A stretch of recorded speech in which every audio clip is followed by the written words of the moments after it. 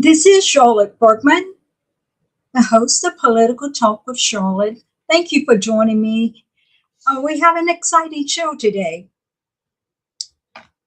Things are getting more and more exciting every day, but for some reason, I believe we should feel confident over the fact that there's going to be justice and people are not stupid and they're going to see through the rhetoric. So thanks for joining Political Talk with Charlotte this week. I am your host, Charlotte Bergman. I'm a conservative voice for Christian and constitutional values. Now, in today's show, I'm going to talk about, hey, you gotta obey a lawful order. This is no if, and buts about this decision. You gotta obey a lawful order. George, thank you for joining me today. I do appreciate you joining me from Texas. Hoorah! Anyway, back to what I was saying. Our show airs every Thursday at noon. I have ways that you can contact me, and if you would just read the notes on this video, you will find out that there are multiple ways to contact me via email, via both of my accounts on Facebook, Bitchute, Twitter, YouTube, Twit. Hey, I have multiple ways of communicating with you, and I hope that you will communicate with me and let me know what I'm doing. You be the judge. Now, if you're new to this channel, leave a comment. Do better than that. Subscribe to my channel. We need our YouTube and Rumble channels to grow. On Facebook, we have over 10,000 people who have access to this video, but we've got to grow YouTube and Rumble. I want you to know how much I truly love you, how much I truly appreciate you. And thank you for joining the show, because you could have been doing other things with your time.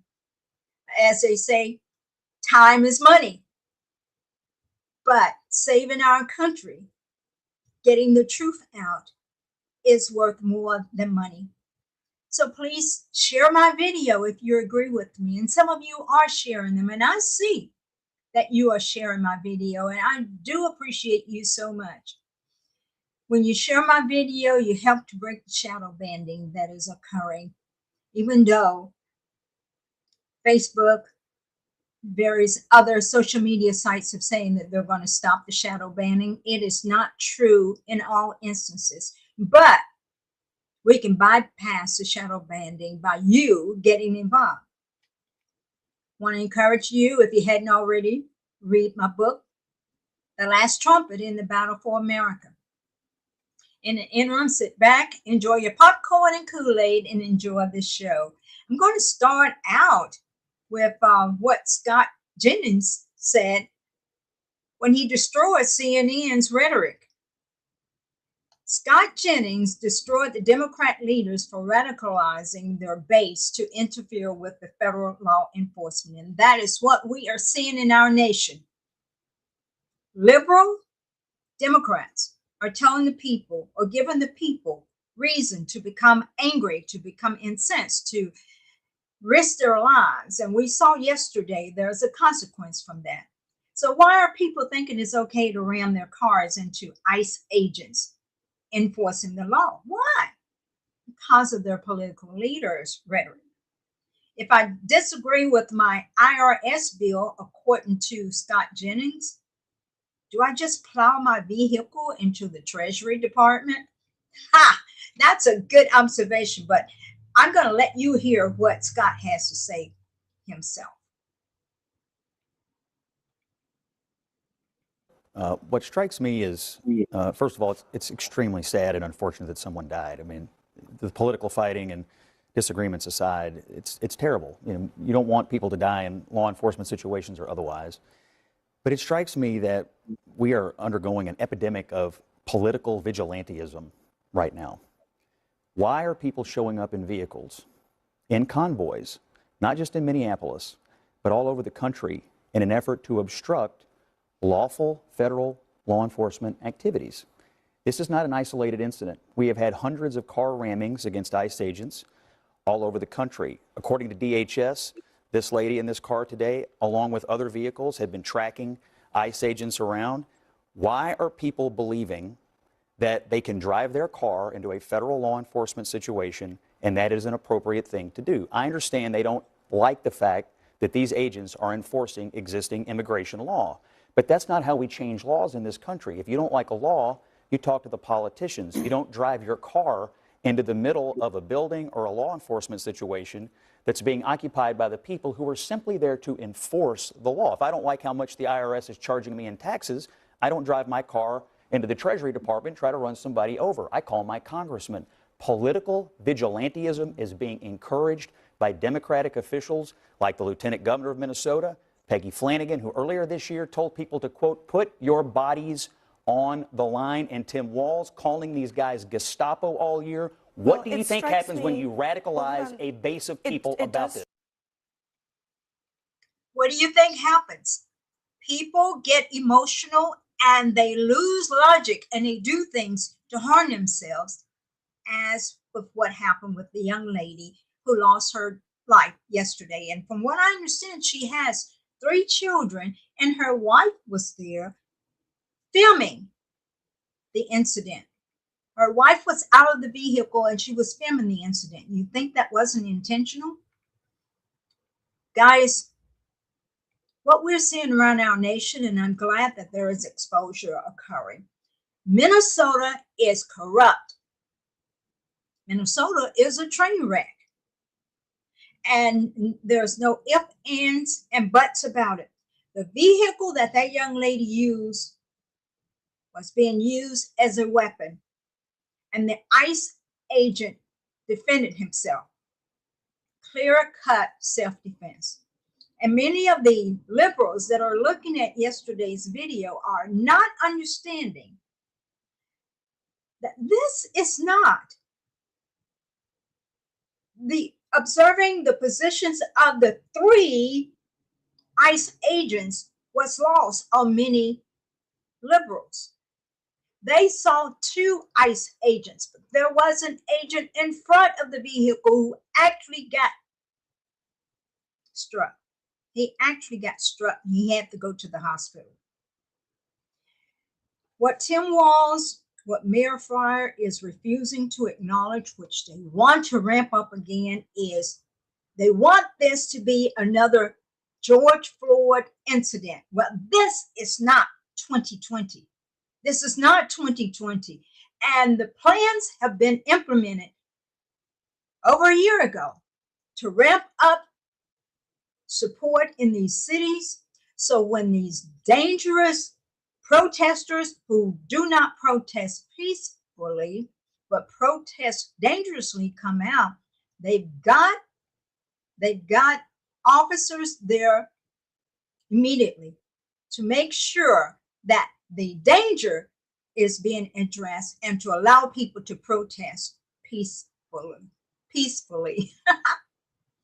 That officer felt that his life was in danger. Many of you, if you have attempted to cross a street and a car is bearing down on you, you would feel that your life is in danger. I am so sorry that that young lady lost her life. But I want you to listen to what this gentleman stated about the Minnesota shooting. Let me bring it up.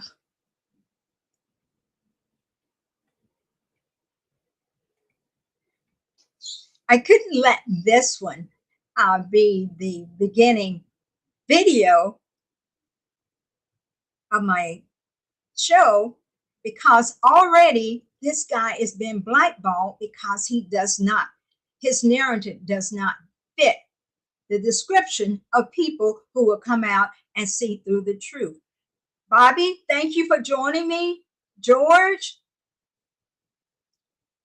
I saw my dear sister, Nani, on here, but I want to play this video and let you guys hear the truth of what this young man has to say. And let's be honest,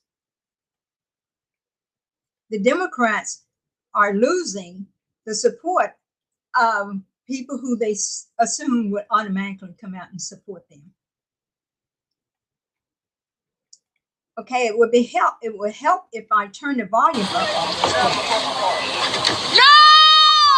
No! That's her wife. That's Shit! Oh my fucking god! What the fuck? What the fuck? You just fucking, what the fuck did you do? Okay, first off, I mean, if you play stupid games, you're going to win a stupid prize. This woman, she won a very stupid prize.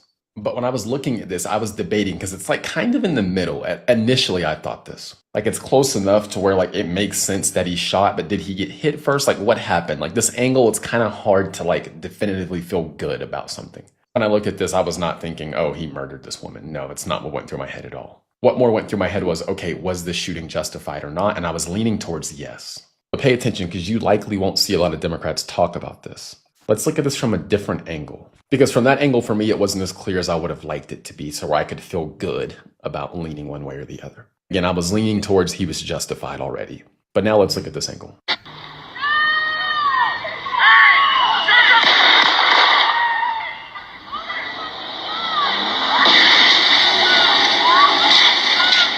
Okay, now I'm going to slow this down for you so we can really see. But I'm going to do it on my computer. Okay, the agent's here. I'm going to play this. Agent's here. Hit, then shot. I'm going to show you again. I'm not going to say anything this time.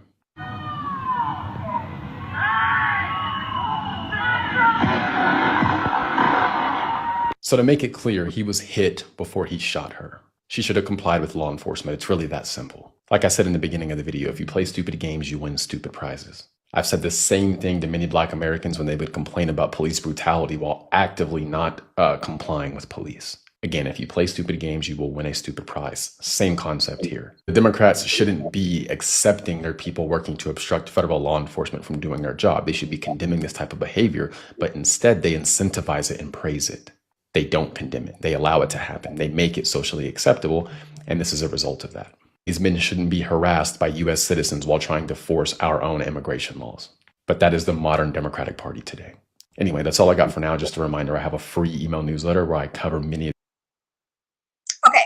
We appreciate with us, and many of us don't want to follow your email, but that's okay. We appreciate what you're doing. And if you follow Facebook Reels, you'll see this guy. He has a lot of comments because he's not buying the Kool-Aid. And I, for one, am proud of him, just as I'm proud of George P. Brooks, who is not following the Kool-Aid. And yes, it is not easy for us to stand up and state what our true values are, because liberals expect for us to keep our mouths shut and to forget about what we truly believe in. Bobby, you too.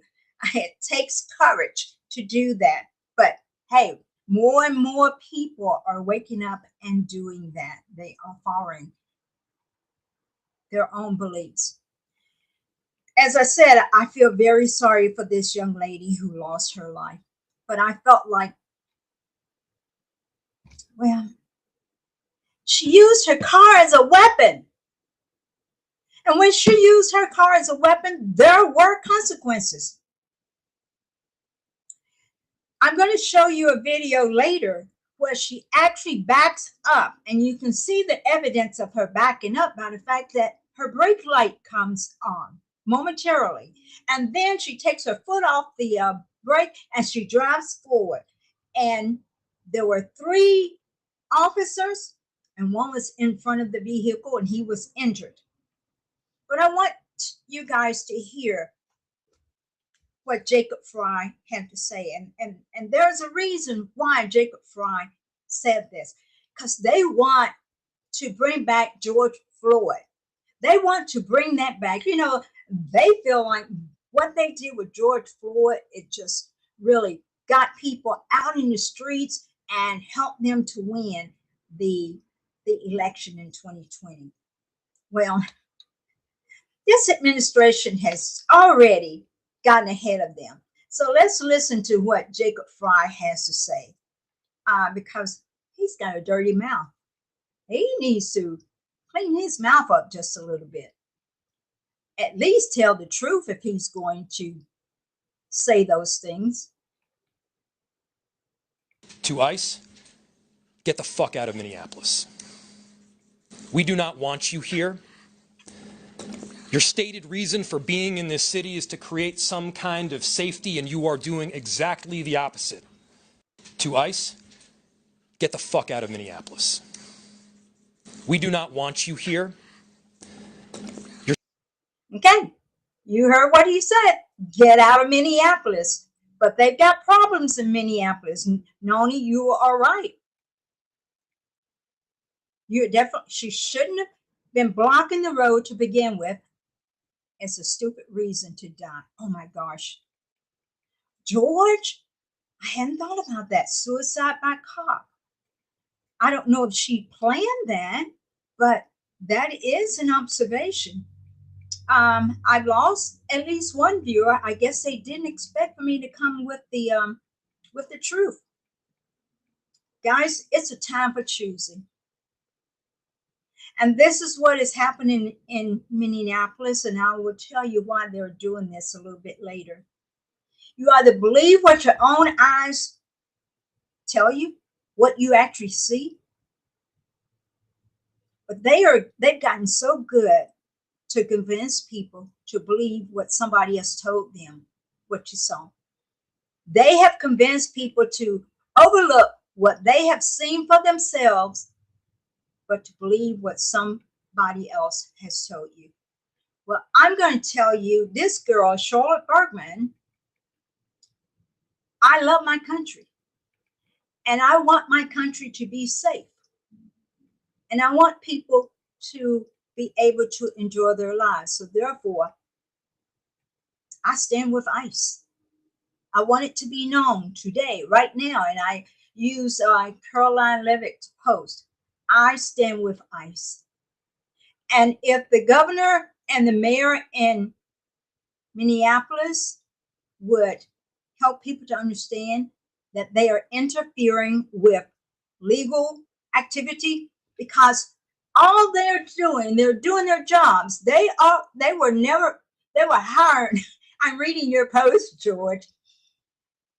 Those ICE agents were hired to apprehend the people who have committed egregious actions, murderers, rapists, people who are not bringing the best type of lifestyle in the United States. Noni, yes, I stand with ICE. I've got some more videos to show you guys. Let me move on, because I don't want to get stuck preaching.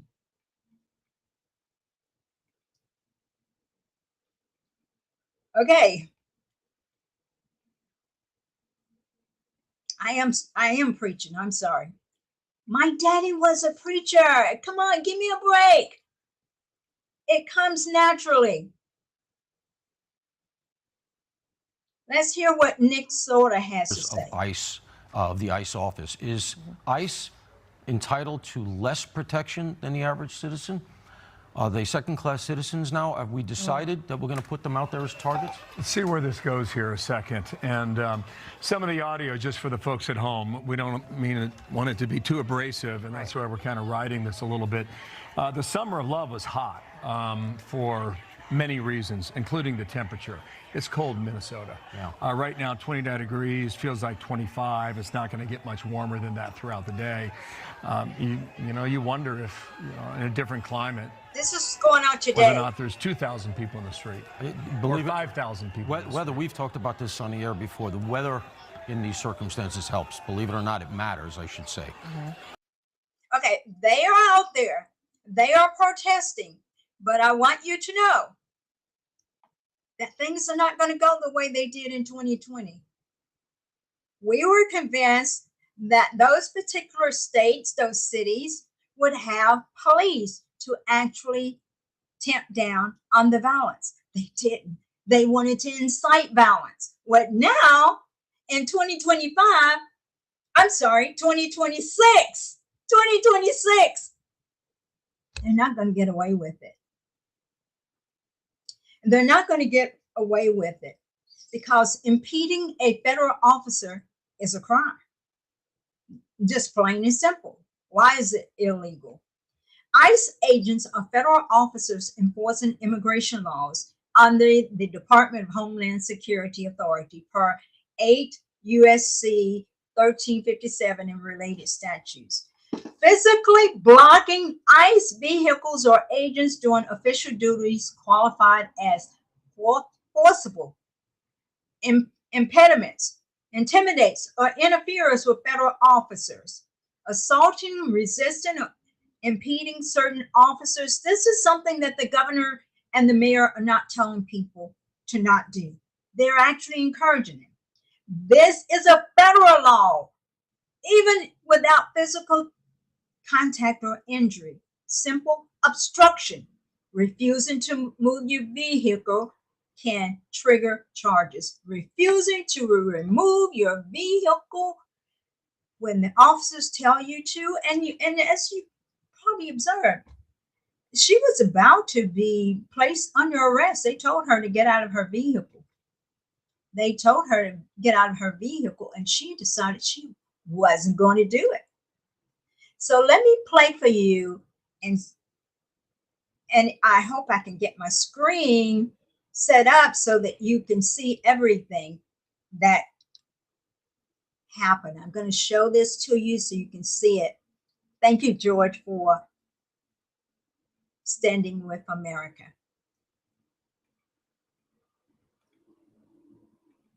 Now here it is, plain and simple. You can see it for yourself. Before I play it, I'm going to make the screen bigger, and then I'm going to start. What is happening? There is an officer on the side of the vehicle with his hand in the window. There is an officer in front, and that's who she's going after. 3 shots. See it again?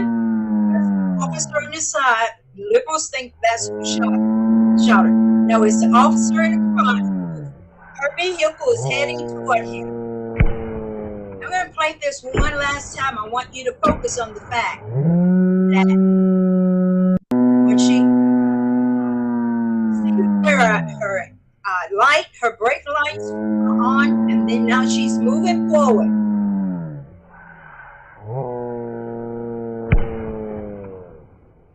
That's so sad. That is so sad, and I'm really sad. Oof. Oof. But Tim Walz is not helping things. Now, why does Tim Walz want this to happen? Why does Tim Walz want the protesters to become violent? Because that's what it's all about. You see, there was a hearing held yesterday. Before I go any further, let me go back and recap for you what this young lady did. First, she refused to get out of her vehicle when she received that order. She reversed her vehicle. She sees an ICE agent in front of her, and she quickly accelerates. And she hit the agent, and he acted in self-defense. Now, there was an official hearing in Minnesota which revealed Tim Walz blocked investigations into high priority fraud cases. There was a House hearing yesterday, which is going to come out of that hearing by Congressman Luna. She is filing charges to accuse Walz and Ellison of enabling $9 billion Minnesota fraud. You guys are aware of this. So during that House Oversight Committee hearing, Minnesota Republicans and representatives testified about massive fraud in child nutrition, housing, autism services, and Medicaid, spotlighting the $250 million Feeding Our Future scandal, where fake meal invoices drain federal funds. They were taking money from you and I, who pay taxes. Witnesses claim Edison Ellison met with suspect and vowed to fight the investigators. Ellison decided to fight the investigators while Walz's administration allegedly stalled the probes, fired whistleblowers, and rebranded the fraud as overbilling. Not fraud, but overbilling, despite warnings since 2009. So Representative Anna Paulina Luna has referred both officials to the DOJ for potential charges. Chairman James Comer demanded their testimony and called the inaction breathtaking as federal actions like bond freezes and arrests wrap up. They actually get more intense. So, to boil this down in a nutshell, Walz and Ellison, and probably Mayor Frey, who wants a repeat of the George Floyd incident, which occurred in his city, they want that to happen to distract from all of the criminal activities, stealing your money that has been happening. As Rahm Emanuel, who was the White House Chief of Staff from 2009 to 2010 under Barack Obama, says, never let a good crisis go to waste. So they're not allowing a good crisis to go to waste. I mean, Walz is even escalating things by closing the schools. They really want this to appear like it's a huge crisis. Oh, and back to former mayor, former chief of staff under Barack Obama, Rahm Emanuel. He's considering running for president in 2028. Woo! How about that? So Walz and Ellison is wanting to use yesterday's crisis to protect themselves. And that is what they're hiding behind, ladies and gentlemen. I want to thank you guys for joining me. My show lasted far longer than I want to. I would love to be able to do like 5-minute segments, but maybe it's my Southern drawl. When I look back on my videos there, the one that is the shortest was like 15 minutes. So I got to work on these 5-minute videos because that way you can add them to reels and therefore more people will see them. I want to thank each of you for joining me today. I know I did not bring up anything that you don't already know, but I think just recapping it for my audience is worth the time, because I don't want you guys to be confused. And the last thing I'm going to say before you guys leave is this. Walz had a press conference today, and he is upset because Kristi Noem of DHS and other people are saying, we don't need your investigation. Walz is doing everything he can to make sure that he gets to change she's the Secretary of Homeland Security. I apologize about that error. Kristi Noem is the Secretary of Homeland Security, but Walz, and she has told Walz, we are doing our own investigation. That means that Walz is not going to be able to change the narrative. And we're not going to be deceived because we see what happened with our very own eyes.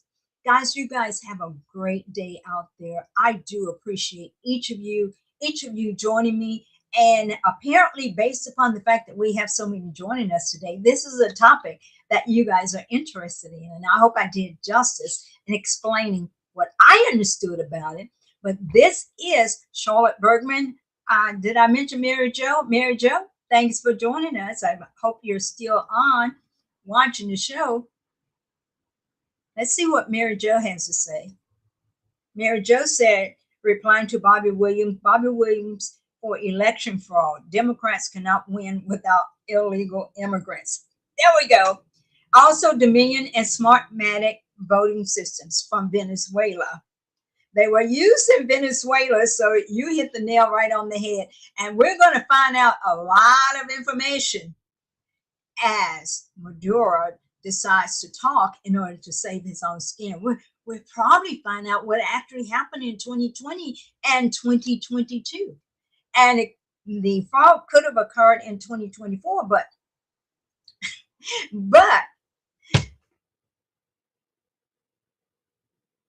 the Trump administration said to them, we know your scheme, we know what you're doing, and we are implementing policies and we're implementing processes in order to make sure you don't get away with it. Cindy, thanks for joining us today.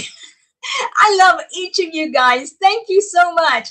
And I am about to sign off. So you guys have a great day out there.